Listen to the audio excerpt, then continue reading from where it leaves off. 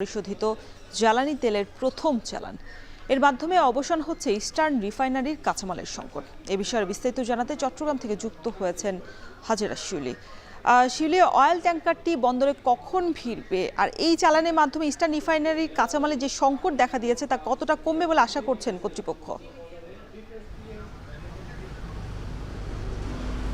Rowshan, oil ট্যাঙ্কারটি বর্তমানে বে of Bengal বা বঙ্গোপসাগরে আছে এবং সেটি প্রায় 240 নটিক্যাল মাইল দূরে অবস্থান করছে এবং আগামীকাল সকাল 11টা থেকে দুপুর বেলা 12টা নাগাদ এটি চট্টগ্রাম বহির্নোঙর অর্থাৎ কুতুবদিয়ায় নোঙর করার কথা রয়েছে এবং সেখান থেকেই কিন্তু লাইটারের জাহাজে করে এই যে ইস্টার্ন রিফাইনারি ডলফিন জেটি সেখানে তেল আনা হবে। তারপরে কিন্তু আসলে পাম্পিংয়ের মাধ্যমে ইস্টার্ন রিফাইনারি যে ট্যাঙ্কার আছে সেখানে তেলটি পাঠানো হবে।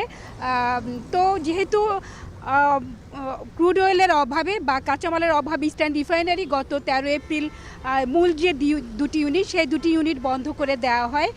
সর্বশেষ যুদ্ধের আগে মধ্যপ্রাচ্য থেকে ইস্টার্ন রিফাইনারি তেল ও ক্রুড অয়েল আমদানি করেছিল। এরপর মধ্যপ্রাচ্যে যুদ্ধ শুরুর পর ইরান হরমুজ প্রণালী বন্ধ করে দিলে অপরিশোধিত তেল আমদানি বন্ধ হয়ে যায় এবং ইস্টার্ন রিফাইনারি যে পরিশোধনের যে ইউনিট সেটি শুধুমাত্র দুই ধরনের তেলই পরিশোধন করতে পারে।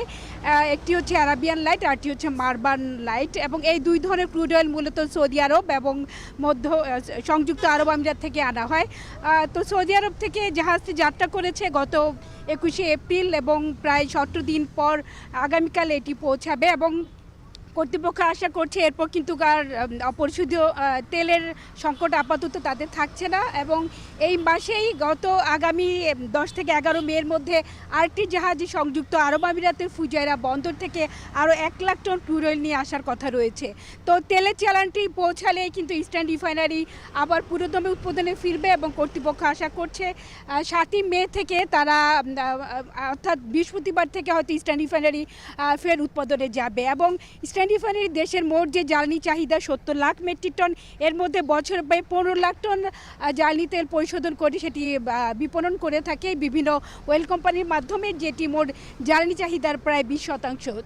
তাই দেশের জ্বালানির যে সংকট বা জ্বালানি তেলের যে চাহিদা সেটি পূরণও কিন্তু ইস্টার্ন রিফাইনারি একটি গুরুত্বপূর্ণ ভূমিকা পালন করে এবং যেটি পুরোপুরি ক্রুড অয়েলের উপর নির্ভরশীল এবং মধ্যপ্রাচ্যের দেশগুলো থেকেই সেই ক্রুড অয়েল আনা হয়ে থাকে।